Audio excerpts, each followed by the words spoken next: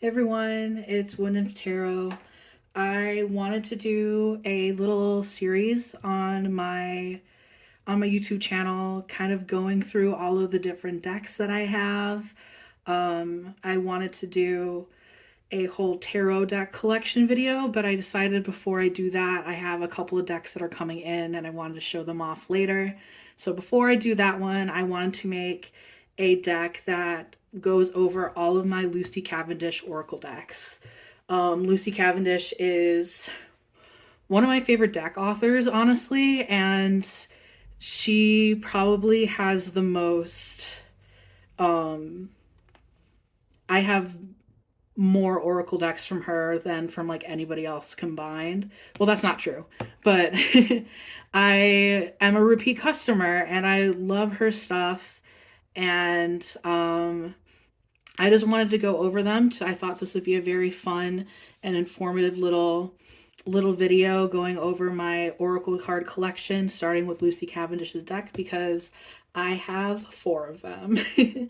so yeah, so I wanted just to do that. I have the Fairy Blessing cards. I have the Faerytale Oracle, Wild Wisdom of the Fairy Oracle, and I just got the Oracle of the Shapeshifters. So I wanted to do like a mini little show off slash deck review, just talking about like the energy of these cards, how I work with them, how my history with them, and how I enjoy them. So I just wanted to go card by card. Hopefully this isn't too long of a video, but I'll make them slightly brief, but with just enough information to really get into the meat of these decks. So I'm going to go in order of which cards I got first. So the first cards that I ever got from Lucy Cavendish are these Fairy Blessing cards. I got them when I was on a mental health road trip to Fort Wayne, Indiana. And there was a witch shop there that I was just looking for things to do because I was visiting a friend and I wasn't like in really good spirits. So I thought I'd treat myself to a deck. And this one jumped out at me because I love fairies. I always have. I've always really been interested in them as a part of my magical journey.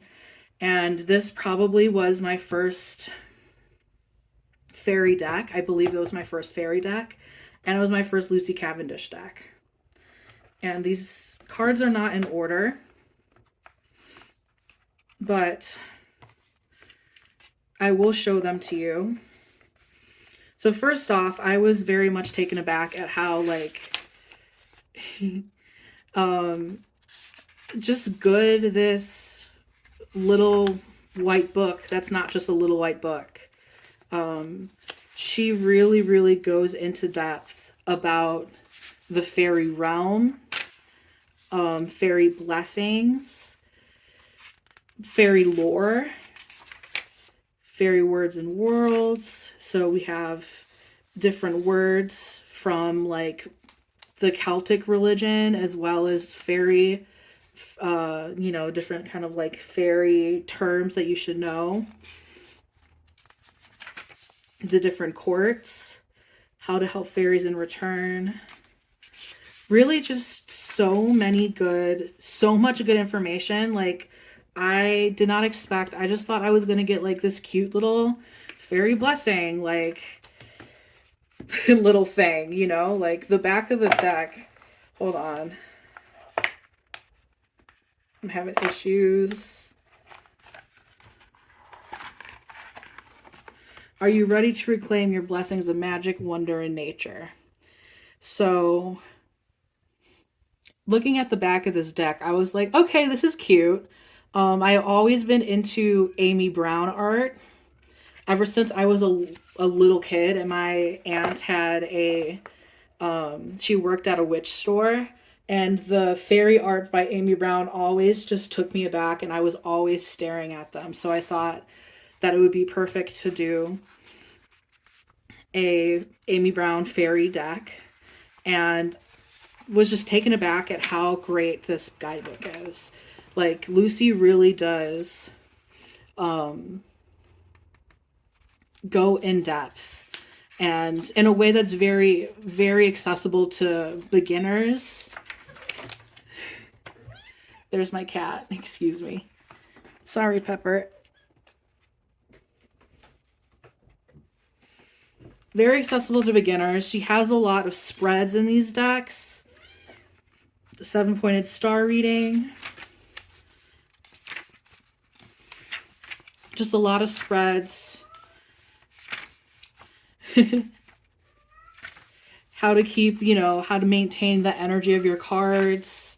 And then how to really like get into fairy work as well. This was like very much the beginning of like really getting into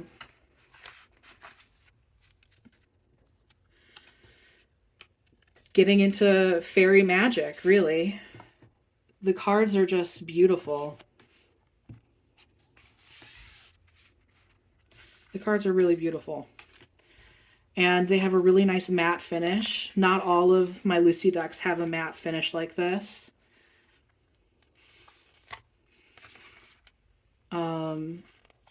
They go really in depth with like a lot of Celtic and like, you know, other kind of European like mythology around the Fae. As well as just in general really nice blessings to have, be blessed upon. A blessing of the sight. Like, the art is very beautiful. I have another Amy Brown deck. And honestly, the art that was chosen for this deck is far superior than the Amy Brown deck that I had that was made by her and her mother. So the art curation in Lucy's decks are always really on point, and this is no exception.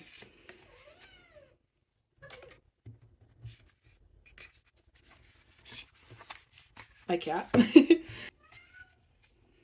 Please excuse my cat in the background. Blessing of Dreams. A Blessing of the Green. Like, these are just really beautiful. Really beautiful. And the way that she talks about the blessings in the deck, like, are really inspiring. They're really comforting. Nothing is... This isn't like, you know, a really good clarifier deck, I would say. This is a really good deck when you need a little bit of a pick-me-up, I would say. Because it's very inspiring, and it's not necessarily going to give you more information in a tarot reading, but it will give you additional information about the Fae, the Fae energies that are around you right now, and basically what kind of positive energy, positive blessings are available to you. Though you can read reversals in this if you wanted to. I do read reversals in this, which is why some are reversed. And to read reversals in these, I would say is probably just like mostly there's a blocking or a blockage in receiving the blessing. Or something that is asking you to pay a little bit more attention to.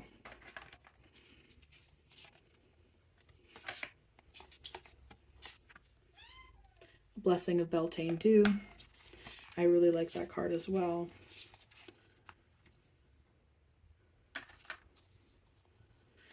So yeah, this is a beautiful deck.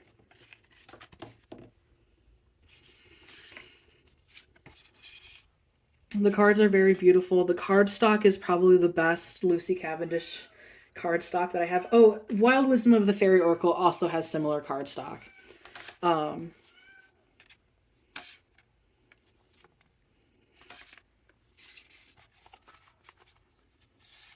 The Blessing of Bridget's Flame. So we have a lot of like references to Celtic deities, references to dragons, just really clear foresight. That's a really good blessing that if you get the deck and read, you will see that is a very, very powerful blessing. Blessing from a fairy determined to help you. And a blessing to, I don't know how to pronounce that word. That was in one of my readings recently. So that's the fairy those are the fairy blessing cards. The back of the cards are beautiful. I really love this deck. There's nothing else that I can say. This is the reason why I got so many other Lucy Cavendish decks, because the guidebook, the contents of the deck, the art curation, all of it it blew me out of the water. It really did. So the second deck that I got of hers, was the Faerytale Oracle. And I had been waffling on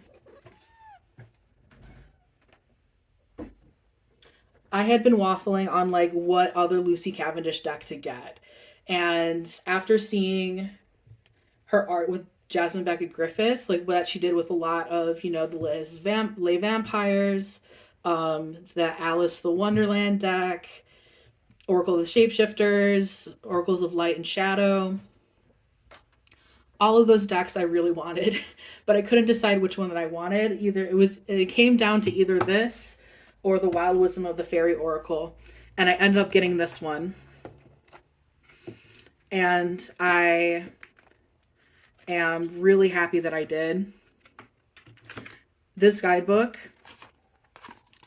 is even thicker than the Fairy Blessing cards, and goes really in depth on fairy tales. What are fairy tales? It goes into depth on the morality of fairy tales, how to work with the deck. Caring for your card's energy. More different spreads.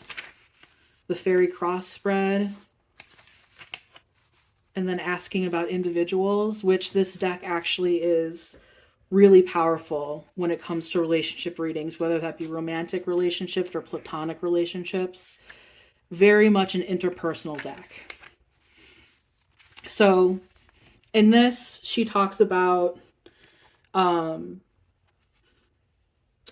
the fairy tale, of course. She has like a little excerpt of the fairy tale, talks in depth about the fairy tale, and then has meanings.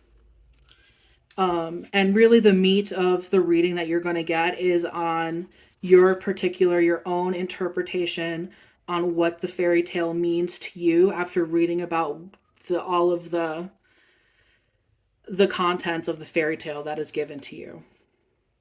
So this is a very much an intuition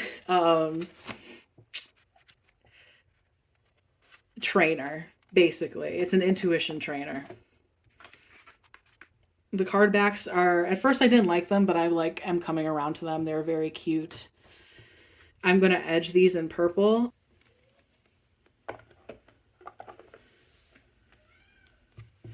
So honestly, out of all of the Jasmine Beckett Griffith / Lucy Cavendish decks, I think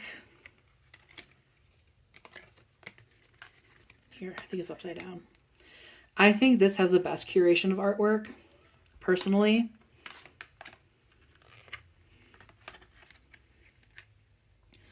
It has most of Jasmine Beckett Griffith's most recent work. Some of the Lucy Cavendish and Jasmine Beckett Griffith decks are a little bit just disjointed when it comes to adding her older and her newer work, and sometimes they can kind of take you out of it.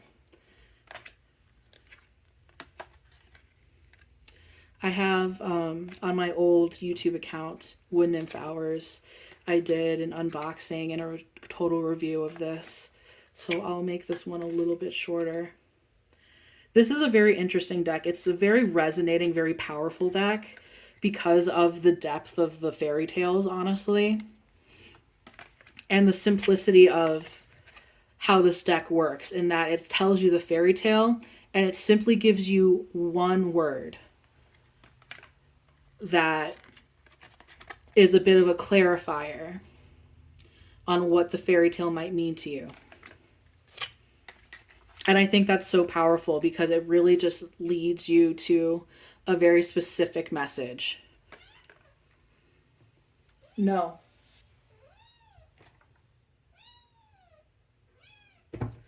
My poor cat. She wants so much attention right now.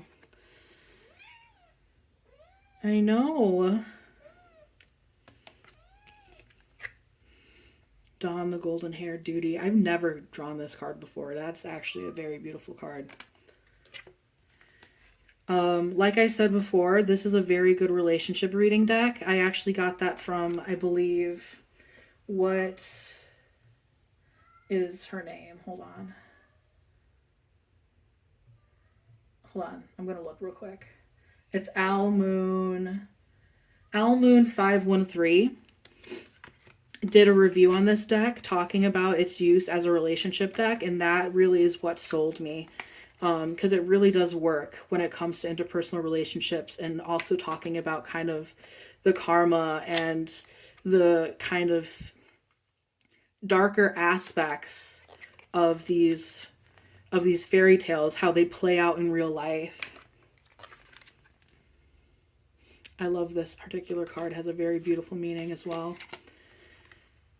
Inclusion of fairies, which is of course my favorite. I am a slut for fairies.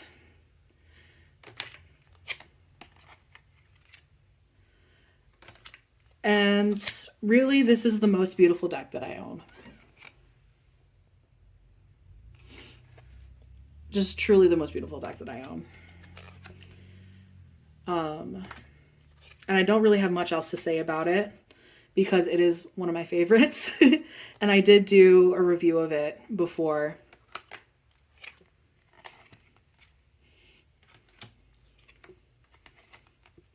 But it's a meaty deck too. They have a lot of cards, like a decent amount of cards for, I mean, it's probably only like 45 cards. Let's be real. It's probably like a normal Oracle size deck.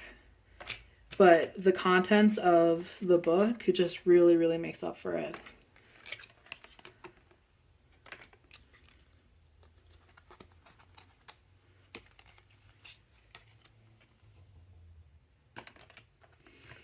And it covers a wide variety of different topics, which is what I like in a good clarifying Oracle deck.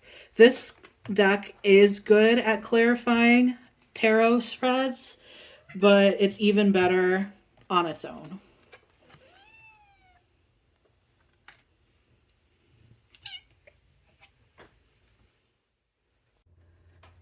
All right, I had to pet my cat for a little while, but I think she should be okay now.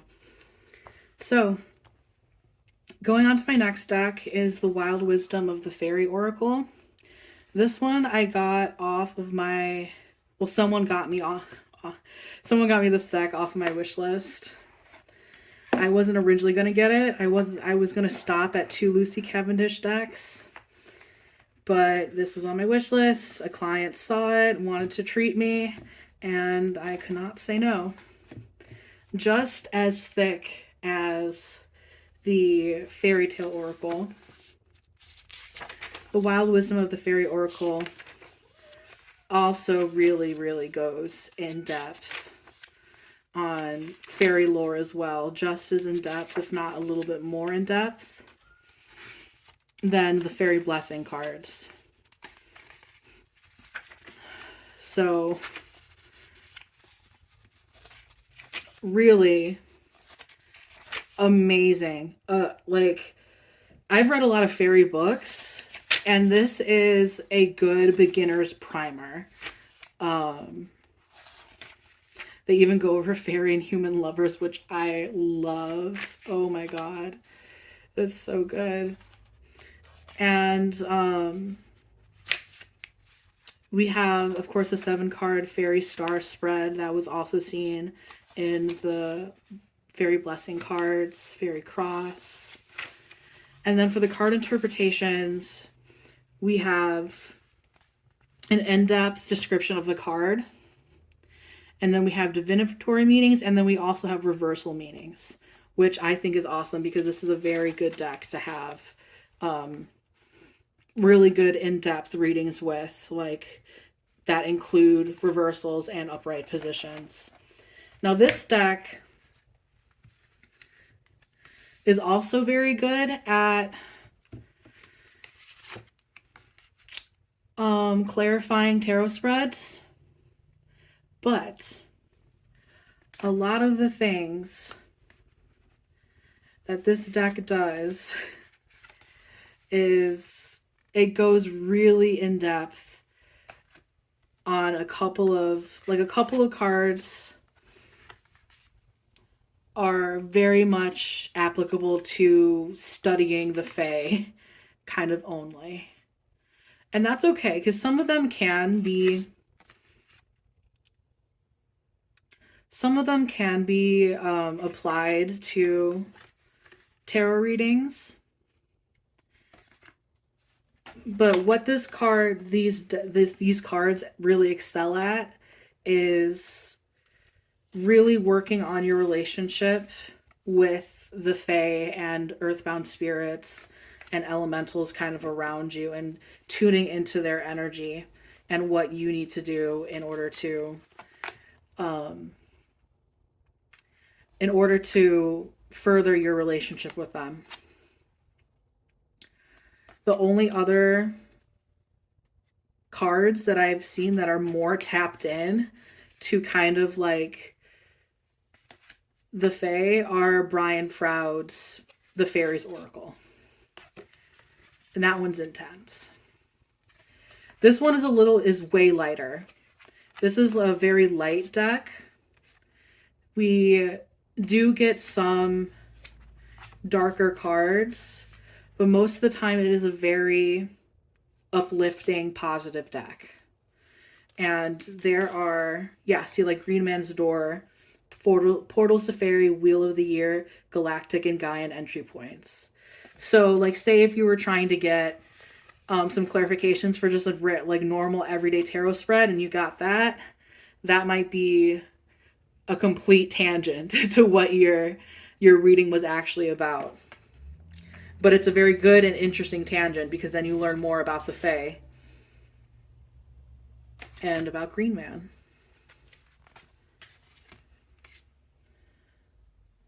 And the art is beautiful.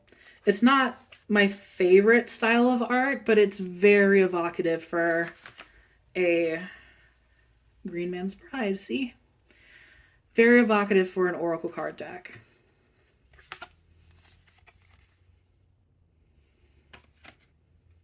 This one also goes in depth with like a lot of other mythology as well. We have Green Man, we have the Grail. There's a lot. I don't know if I already said that there's a lot of cards in this deck too, so it's a very in-depth deck. This one I have not used as much as my Faerytale Oracle though, or my Blessings of the Faery ones, even though the Blessings of the Faery are a little bit more few and far between. But this one reads really nicely for tarot readings, especially tarot readings with clients, because it is such beautiful imagery and they are such uplifting cards.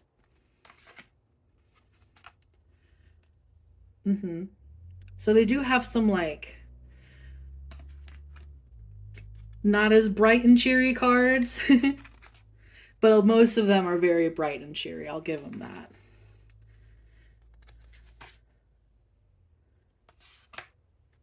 I really truly love this deck.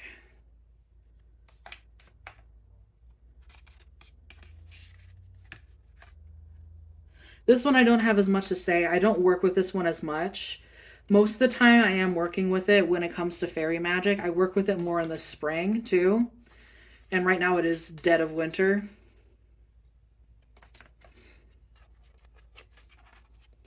And for the Faerytale Oracle, like that definitely is like a shadow work kind of deck. This one is a companion for you on your spiritual journey, especially if you are into green magic, plant magic, fairy magic, all of it. And I haven't shown all of them. I skipped a couple cards, but that's the Wild Wisdom of the Fairy Oracle. I love it. I love, love, love this deck. Very good card stock too. Very cool. And now for the Oracle of the Shapeshifters. This is my most recent deck. I actually also got this off of my wish list from the same client who got me the Wild Wisdom of the Fairy. He's great. I really appreciate him. So I got the Oracle of the Shapeshifters. And this has been on my wish list for a long time. This was like my second choice. It was either this one or the Oracle of Shadows and Light, or Light and Shadows. I don't know, but that Jasmine Beckett Griffith / Lucy Cavendish deck. Those were my second choices, and they were still on my wish list, and it was bought for me. So, and I'm very happy with it because I'm obsessed with Jasmine Beckett Griffith art. Like, at this point, I'm truly obsessed with it. Though I will admit, I hate these card backings. I just think I'm not going to say they're ugly, because frogs are cute little butterfly frogs, like the little fairy frogs. It's cute, but my friend, I don't know. I don't know about these card backings. Apparently there was an Australian version that came up before this that had like really nice card backings, but we get the American version. This card stock is a little bit less, it's less sticky than the Faerytale Oracle, but it's a little bit flimsier, and it's not matte. But I do really love this deck.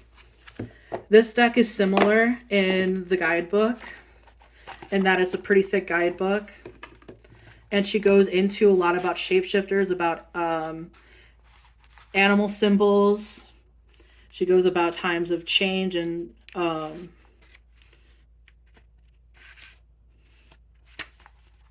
what else? Like shamanic practices, what holds you back from evolution, human cells and change, like I said.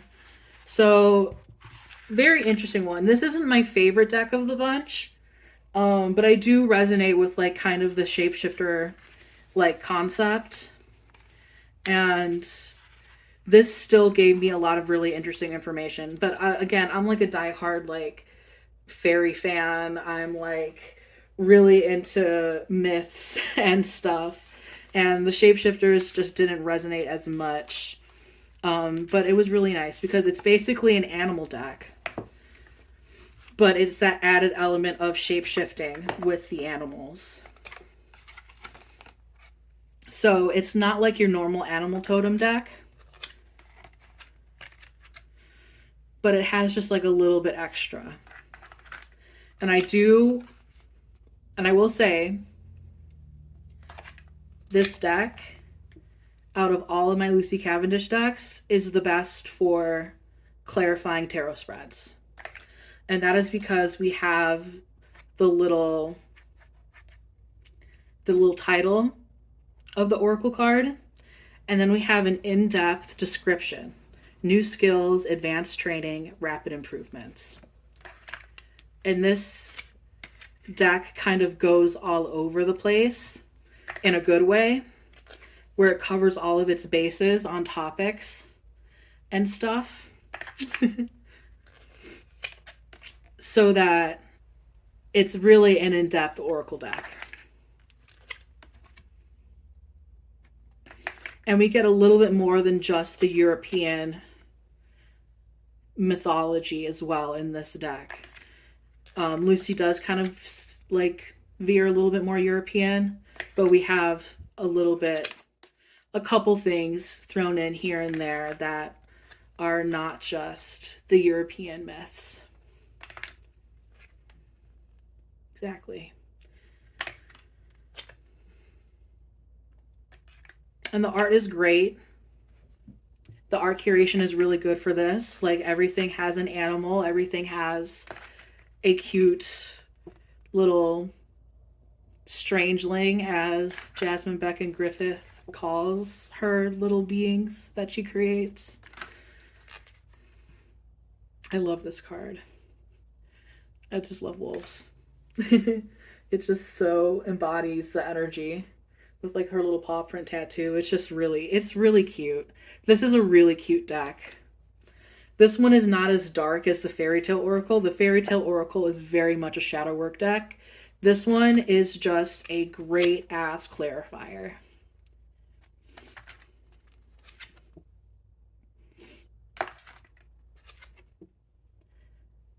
And it's beautiful. I just can't stop saying that because it's true.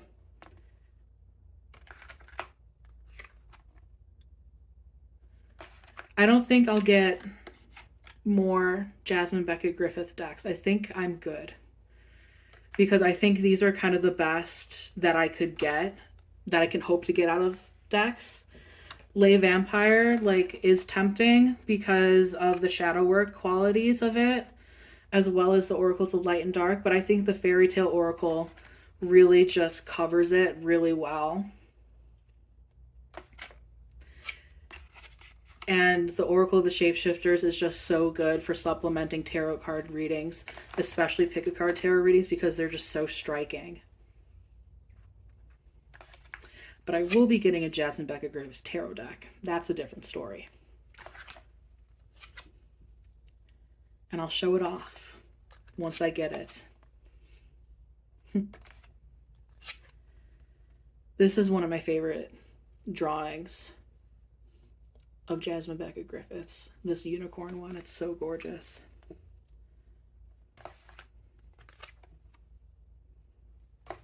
So yeah. Very beautiful deck. Very, very trustworthy. Just